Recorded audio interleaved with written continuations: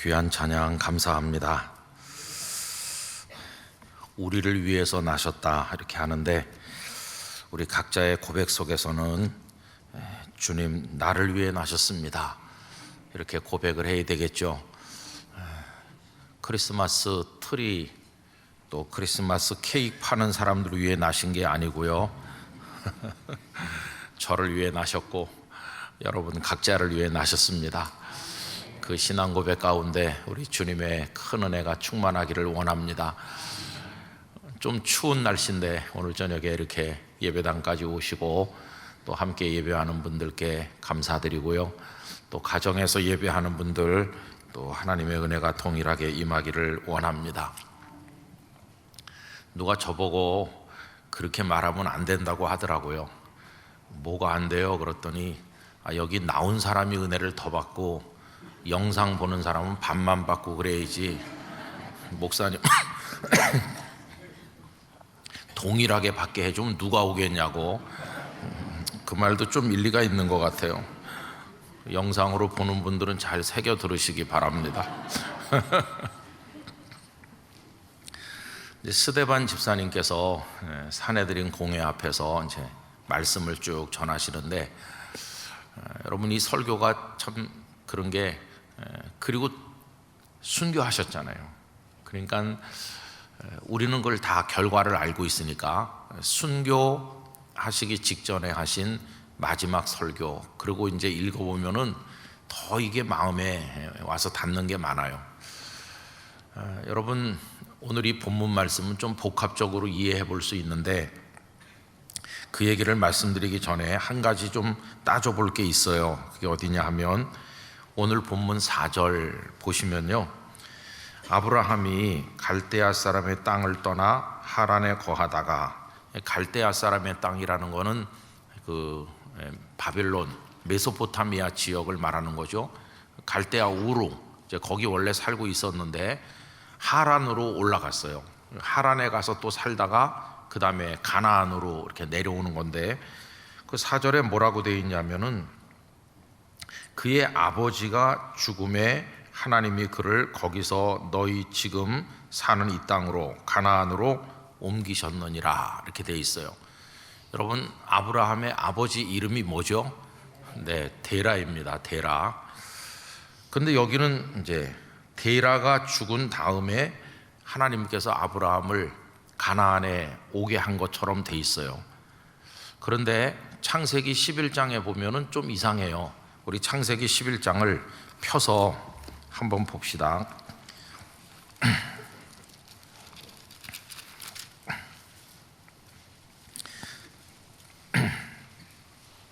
창세기 11장 26절입니다.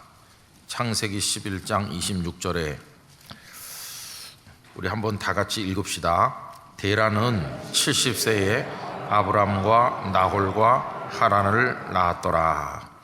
아브라함의 본래 이름은 아브람이었어요. 근데 나중에 하나님께서 아브라함 이렇게 하셨고, 그 아내도 원래부터 사라였던 게 아니라 사레였었는데 사라 이렇게 된 거 아시죠? 여기는 지금 아직 아브람 이렇게 되어 있어요. 근데 거기 보시면은 그 아버지 데라가 70세에 아브라함과 나홀과 하란을 낳았다. 그 삼형제입니다. 삼형제. 근데 삼형제를 세 쌍둥이가 아니고 따로 낳은 건데 70세에 낳았다. 기록이 좀 애매한 거죠. 정확하게 기록하려면 어떻게 해야 되느냐 하면 70세에 아브라함을 낳고 80세에 나홀을 낳고 또 85세에 하란을 낳고 뭐 그러면 정확한 건데, 그냥 세 아들을 뭉뚱그려서 70에 낳았다 이렇게 얘기하고 있는 거죠. 그래서 우리는 이 70이라는 나이가 누구를 낳은 나이인지 잘 몰라요. 70세에 낳았다고 그랬는데 아브라함을 70세에 낳았단 말인지, 나홀을 70세에 낳았단 말인지, 하란을 70에 낳았단 말인지를 알 수가 없어요. 그런데 어떻게 따져도 그 오늘 본문 4절에 나오는 데라가 죽은 다음에 아브라함이 가나안에 왔다는 거하고는 안 맞습니다. 왜 그러냐 하면요, 이 70이라는 나이가 아브라함을 낳을 때 나이라고 한번 계산을 해보세요. 그러면 아브라함이 가나안으로 내려갈 때가 몇 살입니까? 아브라함이 75세일 때 가나안으로 간 걸로 창세기 12장에 나오잖아요. 그러면 그 아버지가 아브라함을 낳은 걸 70세라고 우리가 생각을 한다면 75세 아브라함이 가나안으로 가는 거니까 그때 그 아버지 데라는 몇 살 되는 겁니까? 70에다가 75를 더하면 145세가 되는 거죠. 그러면 이 데라가 몇 살까지 살았나요? 여러분 32절로 내려가 보세요. 11장 32절에 가보면 데라는 나이가 205세가 되어 하란에서 죽었더라.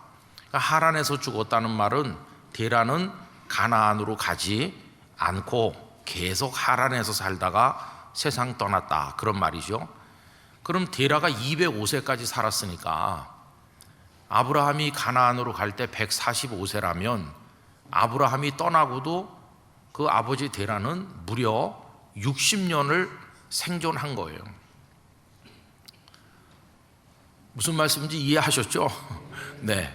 그 다음에 그 26절에 70세 아브라함을 낳았다 이렇게 생각 안 하고 그 나이를 땡겨가지고 70세 때는 아들 셋이 다 태어났다 이렇게 이해를 한다면은 막내 아들 하란을 낳을 때가 70세다 이렇게 생각해 볼 수 있죠. 그러면 아브라함이 제일 맏아들이니까 훨씬 더 먼저 난 거 아닙니까? 예를 들어서 데라가 40살 낳았을 때 첫 아들 아브라함을 낳았다, 만약에 이렇게 계산해 보면은 이건 더 말이 안 돼요. 그 아버지가 40살 낳았을 때 아브라함이 낳았다면 75세에 아브라함이 가나안으로 가는 거니까 40 더하기 75 하면 115세가 되고 데라가 205세까지 살았다고 그러면 아브라함이 떠나고도 생존한 시간이 무려 90년 이렇게 되는 거예요. 그래서 여러분 여기 창세기 11장의 내용을 가지고 이렇게 따져봐도 저렇게 따져봐도 오늘 이 사도행전 7장 4절하고는 안 맞는 거예요. 그죠? 그래서 저는 어떻게 생각하느냐 하면은 사도행전 7장 4절하고 창세기 11장이 이게 좀 잘 안 맞는데, 그러나 그건 본질은 아니에요. 그 나이에 관한 계산이 그게 본질은 아니고, 본질은 뭐가 본질이냐 하면은 아브라함은 가나안으로 갔고 그 아버지는 가나안으로 가지 않고 하란에서 인생을 끝냈다. 이제 그게 본질이에요. 그죠? 아버지와 아들은 한 몸이나 마찬가지인데 아버지와 아들이 한 몸과 같은 그들이 갈라지는 거 아니에요? 무엇을 분기점으로 갈라집니까? 하나님의 말씀을 따라 가나안으로 가는 그 아들과 가지 않는 그 아버지 데라 사이에 갈라지는 거예요. 여러분, 성경에 무수하게 많은 사람들이 등장합니다. 그런데 그 사람들을 둘로 나누는 분기점은 딱 하나예요. 하나님의 말씀을 믿고 순종하는 사람과 하나님의 말씀을 믿고 순종하는데 이르지 못하거나 이르지 않는 둘로 나눠지는 거예요. 그래서 여기 이제 기록의 부정확성인지 이런 건 우리가 잘 알 수 없지만 그건 숙제로 남겨놓고 어쨌든 그 아버지는 가나안으로 가지 않았다는 거예요. 그런데 아들 아브라함은 가나안으로 갔다. 이게 중요한 거죠. 그럼 창세기 11장 말씀대로 그 아버지 데라가 멀쩡하게 건강하게 살아 있을 때 그 아들이 가나안으로 간다고 한번 가정해 보세요. 성경은 그런 묘사가 없지만은 상상을 해볼 수는 있을 거예요. 어느 날 아브라함이 아버지에게 와서, 아버지, 저는 아무래도 여기 하란에 계속 살 수는 없을 것 같습니다. 저는 하나님이 보내시는 가나안으로 가겠습니다. 그러면은 그 아버지 데라가 최상의 방법은 어떻게 말하는 겁니까? 얘야, 나도 가겠다. 나도 하나님이 보내시는 곳으로 갈 테니 우리 가족 모두가 가자. 이게 최상인데 그 아버지 데라는 이제 가지 않은 거죠. 그래서 이 아버지와 아들이 헤어질 때 얼마나 이게 마음이 아팠겠어요. 근데 아브라함의 동생 하란이 먼저 세상을 떠납니다. 그래서 어린 조카 하나 남겨놨거든요. 그게 롯이죠, 그죠? 그래서 아브라함이, 아버지, 제가 저 조카, 아버지의 손자인데 저 조카 롯을 제가 데려가겠습니다. 아니, 롯을 왜 내가 데려가느냐? 아버지 알다시피 저는 자식도 없고, 그러니까 롯을 그저 내 아들 삼아서 제가 가나안으로 가겠습니다. 그때 그 아버지가 기쁜 마음으로 보냈을까? 아니면은 아들 손을 붙들고 네가 큰 아들인데 말이야, 네가 가면은 나는 어떡하는 거냐? 여러분, 이 지역 사람들은 그 맏아들에 대한 의지, 맏아들에 대한 신뢰, 이게 절대적이거든요. 자녀가 여러 명 있어도 재산을 상속을 해도 맏아들 중심으로 하거든요. 그래서 그 에서와 야곱이 쌍둥이인데 그 야곱이 자기가 두 번째로 태어난 거를 참지 못해서 형님의 분깃을 자기 걸로 만들어 보려고 길을 쓴 거거든요. 맏아들이 굉장히 중요한데 맏아들이 떠나겠다고 하니까 아마도 이 데라는 끝까지 반대하지 않았을까. 그런데도 아브라함은 하나님의 말씀에 순종하는 게 최우선이라고 생각을 해서 떠났을 것이다. 그래서 아브라함이 하나님이 가리키는 가나안 땅으로 가는 게 그냥 쉽지만은 않았을 것이다, 이런 생각을 합니다. 여러분, 우리가 하나님의 말씀을 따라 산다고 하는 게 쉬운 게 아니에요. 하나님께서 어떤 말씀을 주시면 하나님, 그러지 않아도 제가 그럴 생각이었어요 하면서 쉽게 순종할 수 있는 건 몇 가지 안 될 거예요. 대부분의 경우에 어려운 것이죠. 하나님 말씀을 따르기가 어려워요. 오늘도 이제 제가 어느 기관에 가서 성탄 예배를 잠깐 드렸는데, 이제 거기서 오늘 예배 시간에 부른 찬송가가 참 반가운 신도요, 그거예요. 참 반가워. 이게 누가 부르는 걸 듣는 거는 참 좋고 쉬운데, 여러분, 그 찬송가가요, 부르기가 좀 어렵습니다. 우리 회중 예배 시간에는 이 올겐 반주하는 분들이 좀 음을 낮춰가지고 쳐준다는 걸 여러분 아시나요? 왜 음을 낮춰 쳐주냐 하면은 안 올라가는 분들이 많거든요. 그래서 웬만한 분은 다 부를 수 있도록 낮춰서 이걸 쳐주거든요. 근데 그걸 정확히 치면은 후렴에 가서는 못 불러. 너무 음이 높아가지고 참 작곡가들이 원망스러울 때가 많아요.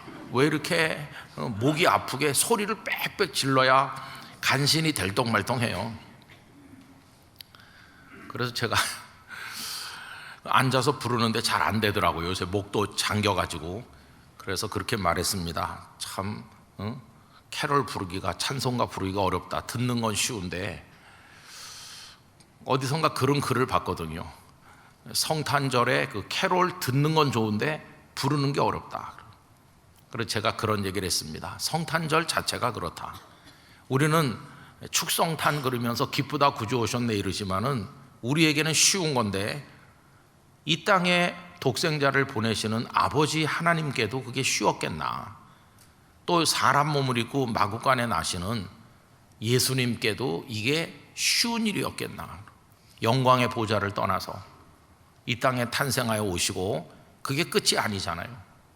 십자가를 지고 온몸이 찢기는 고통 가운데 죽기까지 하시는 게 이게 쉬운 거겠습니까? 우리는 그냥 감사합니다 그러고 마는 건데, 우리에게는 참 행복하고 은혜가 되고 좋은 거지만 그걸 이루시는 우리 아버지 하나님, 독생자 예수님께는 정말로 어려운 거였죠.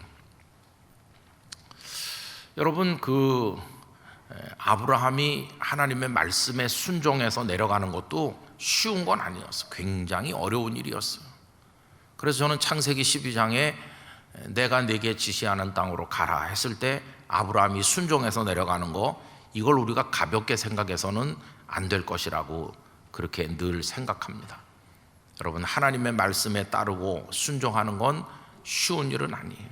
그러나 거기에 우리의 승리가 있고 하나님의 은혜가 있는 줄로 믿습니다.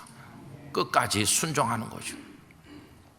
자, 이제 오늘 다시 사도행전 말씀으로 오면, 그렇게까지 해가지고 지금 가나안으로 갔잖아요, 아브라함이. 그러면 하나님께서 어떻게 해주셔야 되는 겁니까?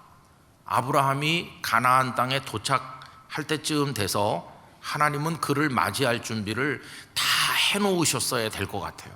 우리가 하나님이라면, 야, 네가 그렇게 아버지랑 헤어지면서까지 어려운 결단을 해가지고 여기까지 오는데 참 내 마음이 기쁘기도 하고 좀 너한테 미안한 생각도 드는구나. 그렇지만 너무 낙심하지 말아라. 내가 여기 가나안 땅에 한 100만 평쯤 준비해놨어. 벌써 말뚝 다 박아놨어. 이건 네 거야. 그러면서 주셔야 되는 거 아니에요? 그렇게 힘들게 왔으면. 근데 그게 아닌 거예요. 여러분, 오늘 본문 5절이 참 우리 마음을 힘들게 만들어요. 7장 5절 다 같이 읽어보겠습니다. 그러나 여기서 발붙일 만한 땅도 유업으로 주지 아니하시고 다만 이 땅을 아직 자식도 없는 그와 그의 후손에게 소유로 주신다고 약속하셨으며. 이게 뭡니까 도대체? 방금 전에 말씀드린 것처럼 다 준비해놓고 플랜카드 걸고 열렬하게 환영해 주셔야 되는 거예요. 그런데 왔는데 발붙일 땅도 주지 않으셨다. 아브라함이 어떤 땐 베델과 아이 사이에 진치고 모래 상수리 나무 아래, 창세기 12장 읽어보면 남방으로 옮겨갔다. 계속 옮겨 다니는 거예요. 이거를 신명기 26장에서는 뭐라고 말했냐면 우리 조상은 유리하는 아람 사람으로서 이렇게 나옵니다. 그러니까 가나안에 들어간 이스라엘 백성들이 나중에 농사를 지어가지고 그 첫 곡식을 가지고 하나님 앞에 바치고 나서 뭐라고 고백하느냐 하면은 우리 조상은 유리하는 아람 사람들이었습니다. 땅 한 평 없이 떠돌아다니던 유랑 민족과 비슷했다는 거예요. 아브라함도 이삭도 다 그랬다. 그런데 하나님께서 우리들을 이 젖과 꿀이 흐르는 가나안 땅에 보내주셔서 제가 농사를 지어서 첫 곡식을 거두었습니다. 이렇게 하라는 거거든요. 유리하는 아람 사람이라는 말이 얼마나 서글픕니까? 오늘 여기 5절의 표현대로 하면 발붙일 만한 땅도 주시지 않았다. 우리 영락교회 성도들 중에도 땅을 좀 가진 분들도 계실 것이고 땅이 한 평도 없는 분도 계실 거예요. 근데 거기나 여기나 사람 사는 곳에는 발붙일 곳이 있는지 없는지 이게 참 중요한 문제입니다, 현실적으로. 그래서 땅 있는 사람은 땅땅거리고 살고 땅 없는 사람은 기가 죽고 그래요. 그게 현실이잖아요. 그럼 아브라함에게 그것도 또 단촐하게 한 두세 명 사는 것도 아니고 소떼 양떼가 많고 목자들이 많고 많은 사람이 따라다니면 넓은 곳을 주셔서 번영을 누리도록 해야 되는데 땅 한 평도 주시지 않고, 이 대목에서 많은 사람들이 낙심하는 거예요. 하나님 왜 이러시지? 내가 여기 오고 싶어서 왔나? 나는 갈대아 우르에 살면 더 잘 살 수 있어. 그런데 떠나라고 하셔서 하란까지 갔다가 내가 아버지랑 생이별하면서 여기까지 왔으면 하나님 나한테 이러시면 안 되는 거 아닌가? 이렇게 생각이 드는 거죠. 여러분, 아브라함이 가나안 땅에서 소유했던 땅은 딱 하나입니다. 사랑하는 아내 사라가 세상 떠났을 때 어디 장례를 해야 될 거 아니겠어요? 장례. 그랬더니 그 지역에 살던 햇사람이 알고 그냥 장례하라고, 거저 장례하라고 호의를 베풀었지만 아브라함이 극구사양하면서 정당한 대가를 지불하고 땅을 사잖아요. 거기 마물에 거기 막벨라 굴이 있는. 여러분, 왜 돈을 내고 샀을까요? 상대방이 그냥 하라고 하는데, 거저 묻으라고 하는데 왜 돈을 냈을까? 이게 이해가 되는 거죠. 아무리 상대방이 그냥 묘시를 쓰십시오 이래도 내 평생을 살았던 아내의 묘지인데 언젠가는 나도 거기 묻힐 건데 무덤까지 남에게 신세지고 싶진 않은 거예요. 적어도 내가 내 아내에게 내가 돈을 내고 산 땅에 묻고 싶지, 그것까지 남의 땅에다가 얹히고 싶겠습니까?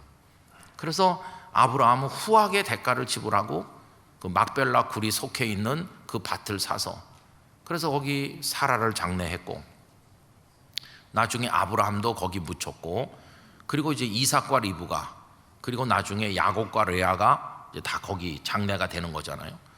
막벨라 굴에 묻힌 분들은 믿음의 족장들 부부였던 것을 알 수 있어요.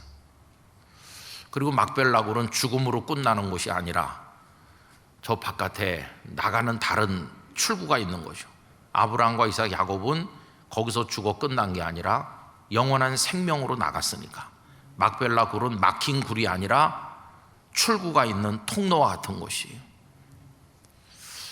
이제 그리고 이제 땅이 또 누가 있었느냐 하면은 아브라함의 그 손자인 야곱이 외삼촌 라반의 집에 20년 동안 피난 가서 살다가 돌아올 때 숫곳에 조금 살다가 그 다음에 간 데가 어디냐면 세겜인데 세겜에 땅을 샀었어요. 그런데 그 땅을 누려보지 못했죠. 왜 그러냐 하면은 딸이 나가서 겁탈당하고 그 오레비들이 가서 복수한다고 죽이고 그런 사륙이 벌어지는 바람에 세겜의 땅을 샀긴 샀지만 그걸 누려보진 못했어요. 그러니까 아브라함, 이삭, 야곱이 땅 한 평이 없는 사람들이라고 해도 과언이 아니에요. 그러다 나중에는 그 야곱의 11번째 아들 요셉 때 와가지고는 요셉이 애굽의 종으로 팔려갔고 나중에 흉년 났을 때 가족들이 전부 그 애굽으로 갔고 그래서 애굽의 고센 땅이라는 곳에 살았는데 그게 자기 땅이었습니까? 요셉의 공로가 크니까 바로 왕이 은혜를 베풀어서 거기 살게 해라 이런 거지 그 땅을 영영 차지하게 한 건 아니거든. 애굽이란 나라에 얹혀서 남의 땅에서 더부살이 하는 시간이 총 430년이었어. 그랬다가 모세를 통해서 이제 출애굽하게 하신 걸 우리가 알고 있지 않습니까? 그러니까 이제 이걸 거슬러 올라가서 얘기해 보면은 그렇게 어려운 과정을 통해 말씀에 순종해서 왔으면 하나님께서 아브라함에게 이렇게 하시는 건 너무 심한 거 아닌가 인간적으로 생각해 볼 때 그런 생각이 든다는 거예요. 여러분 우리도 이제 그런 시험에 들 때가 많이 있죠. 하나님 제가 하나님을 안 믿는 것도 아니고요. 저도 나름대로 하나님을 신뢰하고 저도 기도하고 내가 영락교회를 위해서 얼마나 헌신하고 나도 안 먹고 안 쓰고 하나님 앞에 예물도 바치고 이렇게 하는데 왜 이렇게 나한테 이러실 수 있습니까? 문자 그대로 발붙일 땅 하나 안 주시는 것처럼. 목사님들도 그래요. 어떤 목사님들은 이제 신학교 오기 전에 일반 직장에 근무했던 분들도 계시거든요. 저 같은 사람은 이제 바로 신학교 일찍 가가지고 목회를 한 사람이고 저희 동기 목사님들 중에 거의 대부분이 다 이제 은퇴를 했습니다. 왜냐하면 다른 분들은 30살 넘어서 일반 직장에 다니다 오신 분들이 많으니까 그분들은 벌써 70이 다 돼가지고 이제 은퇴를 했고 저희 동기 중에 아직도 은퇴를 안 하고 버티는 사람은 몇 명 안 돼요. 그 중에 한 명이 저거든요. 그럼 아직도 은퇴를 안 한 사람들은 어떻게 아직도 은퇴를 안 했냐 하면은 일찍 들어온 거예요. 일찍 25살 뭐 24살 그럴 때 신대원에 왔기 때문에 근데 뭐 얼마 남진 않았어요 다. 그래서 이제 우리 동기 모임이라고 1년에 한두 번 이렇게 연락을 받고 가볼 때도 있고 못 갈 때도 있는데 가보면 하나같이 다 은퇴하셨어요. 거의 다 은퇴해가지고 은퇴 안 한 사람이 몇 명 안 되니까 모이면 맨날 현역이 밥 사라고 그래가지고 제가 밥을 사고 올여름에는 원래 정해진 날짜보다 갑자기 한 주간을 또 앞당기시더라고요. 그분들이 무슨 사정으로. 그래서 거기 가보려고 시간을 비웠었는데 갑자기 앞당기는 바람에 저는 가보지도 못했어요. 그냥 카톡방에 이제 소식만 듣는데 그래도 연락이 꼭 오는 거예요. 밥값은 보내라. 통장으로 오진 못해도 밥값은 보내라 그래갖고 밥값은 한 50 커플이 모이거든요. 50 부부가 한 100여 명 모이는데 작년에도 밥사, 재작년에도 밥사 하던 현역이니까. 근데 그 이제 목사님들 보면은 잘 나가던 사람도 있어요. 잘 나가던 사람. 어떤 분은 그냥 계속 했으면 국회의원을 했을 분도 있고, 그 다음에 뭐 상당한 그 직장에서 돈도 잘 버는 분도 있고 뭐 그래요. 그런데 이제 어떤 계기가 있어서 하나님 부르신다. 그래가지고 다 그거 버리고 이제 선지 동산에 온 거예요. 그럼 어려운 결단을 해서 온 거예요. 어려운 결단. 그러면 하나님께서 그분들에게 평탄한 길을 주시고 신학교를 졸업하자마자 목회의 길이 활짝 열려가지고 가서 설교하면 막 사람들이 은혜를 받고 그래야 되는 거 아니겠어요? 그렇게 어렵게 왔는데 근데 이상하게 그렇게 어려운 과정을 통해 세상의 모든 거 다 포기하고 왔는데 안 되는 거예요. 안 돼. 목회도 안 되고 몸에는 병들고 하나님 왜 이러시지? 그래서 상처받는 사람 많아요. 여러분, 이런 문제를 우리가 어떻게 이해할 수 있습니까? 또 6절에 가보면요, 더 어려운 얘기를 하시는 거예요. 6절, 하나님이 또 이같이 말씀하시되 그 후손이 다른 땅에서, 그 가나안 땅에서는 발붙일 땅도 하나도 안 주시더니 이번에는 남의 땅, 다른 땅에서 나그네 된다. 이게 다른 땅이 어디겠습니까? 애굽을 말하는 거죠. 애굽에서 종으로 그 땅 사람들이 400년 동안을 괴롭게, 아니 하나님을 향해 매일같이 대적하고 원수 노릇하면 벌을 받아서 그렇다고 하겠지만은 아브라함같이 착실하게 말씀에 순종하는 사람이 어디 있어요? 그런데 네 후손이 종이 돼가지고 400년 이러면은 하나님을 따를 수 있겠어요? 아유, 제가 아브라함이라 그러면은 이런 말씀 들으면요 도망가죠. 도망가. 하나님 믿어도 아무 소용이 없다, 그럴 거 아니겠어요? 그리고 이제 7절에 이런 말씀 하시죠. 또 이르시되 종 삼는 나라 그 애굽을 내가 심판하리니. 여러분, 400년 동안 종살이 하는데 심판하시면 뭐 시원하겠어요? 좋은 건 뭡니까? 종살이 같은 거 안 하고 그 사람들도 심판 받을 일도 없고, 그게 좋은 거지. 심판해 주신다고 뭐 시원하겠어요? 그래가지고 그 후에 그들이 나와서 이곳에서 나를 섬기리라. 그러면은 최소한 수백 년을 기다려야 이 가나안 땅에다 발붙일 땅을 주신다는 건데, 그럼 이 말씀을 듣는 아브라함은 어떻게 되는 거예요? 야, 너는 한 500~600년 살게 해주겠다. 그게 아니잖아요. 그건 다 나중에 후손들 때 얘기고, 아브라함은 그 막벨라굴 외에는 자기 소유의 땅을 가져보지도 못한 채로 세상을 떠났잖아요. 너무 허망하잖아요. 그렇게 순종하면서 왔는데 하나님 왜 이러신가? 여러분, 이제 이런 문제가 참 어려운 문제예요. 이제 오늘 말씀의 제목을 하나님을 따르는 방식 그렇게 했는데, 하나님은 나에게 말씀하시고 나는 하나님께 순종하고 그래서 하나님을 따르고 그러는데 이게 어떻게 가능하겠나 하는 것이, 오늘 저녁에 예배하는 여러분, 우리가 아브라함의 입장에 있었다고 한다면 하나님을 계속 따를 수 있었을까요? 하나님이 나한테 이렇게 하시는데, 이렇게 섭섭하게 대하시는데 그래도 나는 하나님을 계속 따라야 되는 건가? 바로 여기에 진정한 믿음이 있는 거예요. 우리들은 그냥 금방 하나님 그러면 하나님께서 왜? 아유, 이게 좀 문제인데 걱정 마, 내가 다 해놨어, 이런 하나님을 원하죠. 아까 말씀드린 것처럼 현수막 걸고 야, 아브라함 오길 내가 오래 기다렸다, 그런 하나님을 우리는 좋아하죠. 근데 가끔씩 하나님은 우리의 생각과 다르실 때가 많다는 거예요.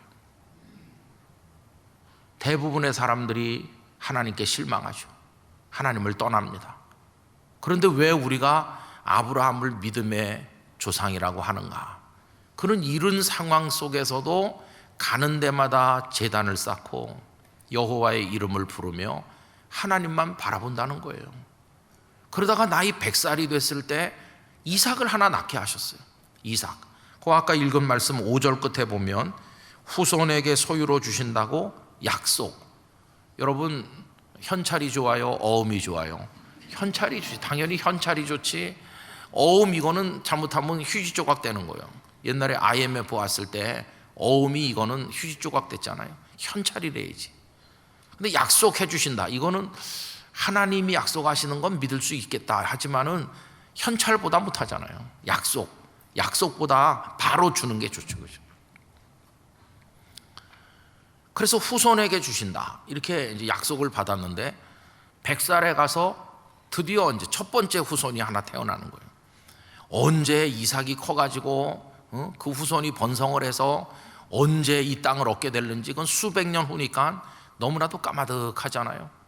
그런데 중요한 게 뭐냐 하면 8절, 할례의 언약을 아브라함에게 주셨더니 그가 이삭을 낳아 여드레 만에 할례를 행하고. 이게 뭡니까? 하나님, 저 포기하지 않았어요. 하나님께서 저에게 땅 한 평 주시지 않고 이렇게 오래오래 기다려서 겨우 자식 하나 얻었고, 언제 우리 후손이 이 땅을 얻게 될지 까마득하게 알지 못하지만 저는 그래도 하나님의 말씀대로 하겠습니다. 할례를 행하라고 하시니 할례를 행하겠습니다. 여러분, 이거는 가나안으로 가라고 할 때 가나안으로 온 거와 똑같아요. 보통 사람 같으면 아니 100살의 아들 하나 낳는데 뭐 할례 그런 게 왜 필요합니까? 아직도 뭐 우리한테 뭐 미련이 있으세요? 나는 하나님 마음에서 지은 지가 오래예요. 이럴 것 같은데 아브라함은 할례를 행해라. 알겠습니다. 할례를 행하는 거예요. 그것뿐입니까? 창세기 22장에 네 아들 그거 번제로 바쳐라. 아니 이렇게까지 힘들게 하셨으면 번제로 바치면 그나마도 없어지는 건데 어떻게 하려고 그러시나. 근데도 아브라함은 모리아산을 향해 올라가는 거예요. 저는 이제 이 말씀을 여러 번 읽으면서, 오늘도 여기 이 본문을 여러 번 읽으면서 야, 하나님을 따르는 게 뭘까 그런 생각을 해보는 거예요. 우리들이 하나님을 믿는 방식은 너무 깊이가 없어요. 그래서 하나님 그렇게 몇 번 부르다가 빨리 현수막 걸고 환영 안 해주시면 우리 금방 실망하는 거예요. 그리고 등 돌리고 떠나는 거죠. 많은 목회자들이 떠났습니다. 내가 이렇게 세상의 부귀영화 포기하고 내가 교회 와서 헌신하면 교회가 막 부흥해야 되고 성도들은 나를 좋아해 줘야 되고 속 썩이는 일 없이 교회가 평안해야 되고, 그런데 왜 이렇게 힘들게 하는 사람이 많고, 그리고 뭐 교회도 계속 시험에 들고 성도들은 갈등하고 싸우고 교인은 점점 줄고 왜 이러신가 실망해가지고 목회를 접는 사람들도 나타나는 거예요. 아브라함이 되지 못하고 중간에 주저앉는 거죠.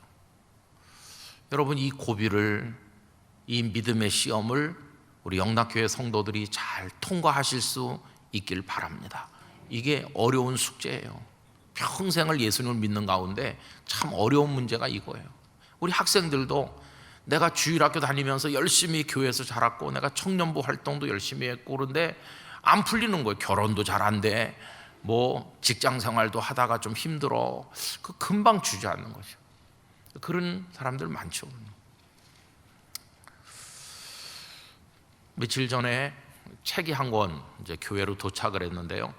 그 책 제목이 뭐냐 하면 목회 꽃피다. 책 제목이 그거예요. 목회 꽃피다. 잘 됐다 그런 얘기 아니에요. 근데 어떤 이론적인 신학 서적보다도 제 마음에 잔잔한 기쁨을 주었습니다. 거기 보니까 한 10명 조금 넘는 목사님들의 수기 같은 이야기가 모아진 책이에요.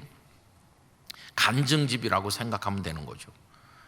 근데 거기 등장하시는 목사님들은 공통점이 몇 가지 있습니다. 하나는 다 지금 어려운 교회에서 목회한다는 거예요. 농촌교회, 저 뭐 경상북도 산골 문경에서 목회하는 분도 있고 지리산 자락에 목회하는 분도 계시고 뭐 다 하여튼 이렇게 구석구석에 어려운 형편에 계신 분들이 대부분이고요. 그 다음에 또 그분들의 또 하나의 특징은 현재 기쁨이 충만하다는 거예요. 그래서 그 책 제목이 목회 다 죽고 시들다가 아니고 꽃피다거든. 꽃피다. 거기 글을 쓰신 분들은 하나같이 지금 꽃피고 있다고 기뻐하는 분들이 글을 쓰신 거예요. 그리고 또 하나 특징은 뭐냐 하면은 지금은 꽃피고 있다고 기뻐하지만 그 과정에 지금까지 신학교 가서 졸업해갖고 이 글을 써내기까지 그 한 20년 30년 그 기간은 서로 다른데 그 기간 동안에 죽도록 고생을 많이 했다는 거예요. 어떤 목사님의 글을 읽으면서 눈물이 나더라고요. 진짜 야, 이렇게까지 고생하는 목사님이 계셨구나. 정말 힘들었겠다. 어떤 분은 육체적인 질고로, 어떤 분은 예배당에 홀랑 불에 타기도 하고 뭐 여러 가지 말 못할 사연들이 이렇게 많은가. 정말 사연이 기구하더라고요. 어떤 분은 어렸을 때 고생했고, 어떤 분은 결혼한 다음에 고생했고, 어떤 분은 아이가 태어난 다음에 고생, 어떤 분은 개척을 하면서 고생했고, 어떤 분은 멀쩡한 교회 갔는데 고생했고, 다 이렇게 꼬여가지고 진짜 꼬여도 그렇게 꼬일 수가 있나 할 정도로 그런 스토리를 가진 분들이 지금 현재는 목회에 꽃피다. 그래서 그분들의 이야기가 꽃피기까지 어떤 일이 있었나 그건 쭉 다 읽어보면서 느낀 바가 많아요. 근데 그분들로 하여금 그거를 글로 쓰게 하신 어떤 분이 계시더라고요. 그분도 굉장히 삶에 좌절을 많이 겪은 분이세요. 그분 자신도 목회가 제대로 안 돼가지고 그냥 다 주저앉았댔어요. 그런데 어떤 분이 이러지 말고 용기를 내고 성경을 많이 읽고 또 독서도 많이 하면서 다시 추스려라 이렇게 충고를 해갖고 몇 년 동안을 그냥 도서관에 살았대요. 도서관에 살면서 성경을 계속 읽고 또 도서관에 있는 책을 뽑아가지고 엄청난 책을 읽고 나니까 이제 마음이 이렇게 달라졌어요. 그러면서 눈이 열리기 시작했다고 할까요? 그래서 그분이 이제 하기 시작한 게 글을 쓰기 시작했어요. 글을 자신의 마음속에 받은 은혜 여러 가지 떠오른 생각들을 글로 써서 냈는데 아주 탁월한 작가가 되셨어요. 그리고 이제 이분이 좌절하고 있는 다른 목사님들에게 글을 쓰도록 도전을 하는 거예요. 힘든 여건에 있는 목사님들이 자기가 살아온 어려운 시간들을 하나님 앞에 고백적인 글을 쓰는 거예요.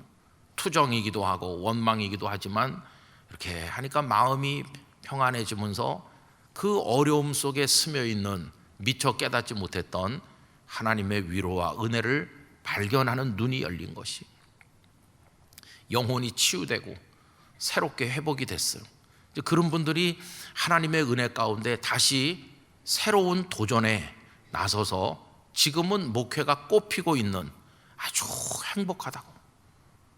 그 중에 지리산 자락에 계신 어떤 목사님은 그렇게 옆에서 힘이 됐던 사모님께서 몇 해 전에 암으로 세상을 먼저 떠나셨다고 그래요. 지금은 혼자 남아 사역을 하지만 너무나 감사하고 행복하다. 떠난 아내에게는 미안한 건 말할 수가 없고 그래도 또 그 자녀들이 다 잘 돼가지고 아버지에게 힘이 되고 그렇더라고요. 그 책을 읽으면서 오늘 이 본문하고 바로 연결이 되더라고요. 아, 그분들이 나이가 이제 50 중반 60이 다 넘어 은퇴가 멀지 않은 분도 있는데 늦게 꽃이 피는 거죠. 늦게. 근데 그때까지 그 과정은 정말 힘들었어요. 아브라함에게 발붙일 땅도 주지 않는 것처럼. 왜 이분들을 그렇게 혹독하게 어렵게 하셨는지는 나중에 하나님께 가서 물어봐야 되는 건데 어쨌든 하나님은 한 사람의 전체 인생을 그리고 한 교회의 그 긴 역사 속에 한 민족의 역사 속에서 우리가 이해하지 못하는 하나님만의 독특한 섭리를 가지고 이끌어 가시는데 그 과정 속에서 우리에게 요구되는 건 뭘까? 하나뿐이에요. 여러분, 하나님을 절대 신뢰해야 되는 것이 오늘 이 본문이 발붙일 땅도 주지도 않고 자식도 없는 아브라함에게 약속으로 주셨다고 그랬잖아요. 거기 그 5절 중간에 보면 아직 자식도 없는 그 이렇게 나오잖아요. 아직 자식도 없는 그라는 말이 얼마나 이게 마음 아픈 표현입니까? 그런데 오늘 본문 8절에서는 아직 자식도 없는 그가 어떻게 됐죠? 이삭을 낳아서 할례를 행하는 거. 이게 뭡니까? 소망이 보이기 시작하잖아요. 5절에서는 아직 자식도 없었지만 8절에 오면 드디어 아들이 태어나서 할례를 행하는 그 마음이 뭘까요? 지금까지 하나님이 주신 모든 약속이 그때가 언제일지 모르지만 반드시 이루어질 줄 믿습니다. 나는 하나님을 끝까지 믿습니다. 어떤 일이 있어도 하나님을 끝까지 신뢰하겠습니다. 이게 이제 아브라함의 신앙 고백이죠. 어떻게 보면 정말 우직한 믿음을 아브라함은 하나님께 대해서 끝까지 가지고 있었던 것을 알 수 있습니다. 여러분, 저는 오늘 정말 혼란한 시대죠. 그리고 조급한 시대죠. 사람들은 아침에 뭘 하면 저녁 때까지 기다리는 것도 힘들어해요. 빨리빨리 뭔가가 돼야 되는데 하나님의 우리를 다루시는 그 손길은 너무 오래 걸릴 때도 있고 이해 못할 때도 많아요. 그러나 이런 시대 속에서 우리가 하나님을 믿는 게 뭘까? 여러분, 인내하는 믿음을 가지고 하나님을 바라볼 수 있기를 바랍니다. 결국은 그 가나안 땅은 이스라엘 백성들에게 하나님 주셨어요. 다 이루어졌어요. 아브라함 그 당대에는 잘 이해가 안 됐지만 하나님은 다 허락하셨어요.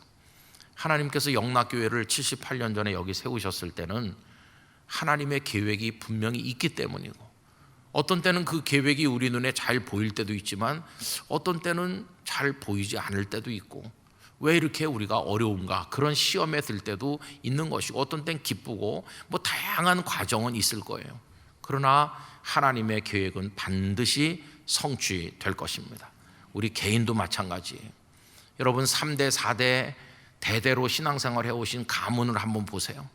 그 몇 대가 언제나 하나님을 잘 믿고 언제나 복을 받고 언제나 건강했나요? 그렇지 않아요. 그 여러 대 조상 때부터 하나님 믿어 내려오는 과정에 참 많은 어려움도 있고 뭐 시련들이 한두 가지가 아니에요. 그 맥이 이어질 듯 끊어질 듯 하면서 내려오는 것이지만, 끈덕진 믿음을 가지고 하나님을 바라볼 때 하나님의 축복이 나타나는 때가 있는 것이에요. 그걸 의지하면서 우리는 믿음을 이어내려가고 하나님을 향한 우리의 고백을 절대로 중단해서는 안 될 줄로 믿습니다. 끝까지 그렇게 할 수 있는 믿음의 의지와 그런 능력을 하나님께서 우리에게 주시기를 간절히 기원합니다. 제가 이제 많은 후배 목사님들 만나서 이렇게 얘기해 보면 제일 어려운 게 그거예요. 목사님, 내가요 배울 만큼 배웠어요. 그렇지, 많이 배웠지. 요새 공부 많이 한 목사님들이 많아요. 똑똑하고 훌륭해요. 근데 왜 이렇게 안 되는 것일까요? 제가 이제 몇 해 전에, 한 2년쯤 전에 어느 목사님을 이제 어느 교회에다 좀 이렇게 소개해서 목회를 하시도록 했어요. 그 목사님은 미국에서도 공부도 했고 아주 유능해요. 그런데 이상하게 그 서울에서도 잘 안 됐고, 그 이제 내가 어느 지방에 이제 이렇게 연결을 했는데 거기 가서 이제 목회를 잘해요. 열심히 하시고. 근데 그 목사님 저한테 이렇게 얘기하는 거, 목사님 너무 답답해서 못 살겠다고. 그래서 왜 그러냐 그랬더니 성도들이 반응이 없다고 그러는 거예요. 반응이. 그럼 뭐 언제나 반응이 있냐고 이렇게 물어봤어요. 그 사모는 반응이 있냐고. 그 여자도 그렇죠 뭐.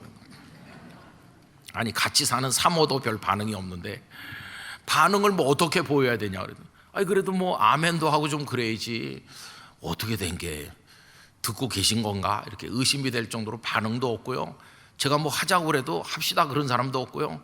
손뼉도 마주쳐야 소리가 나는데 도대체 너무 갑갑해요.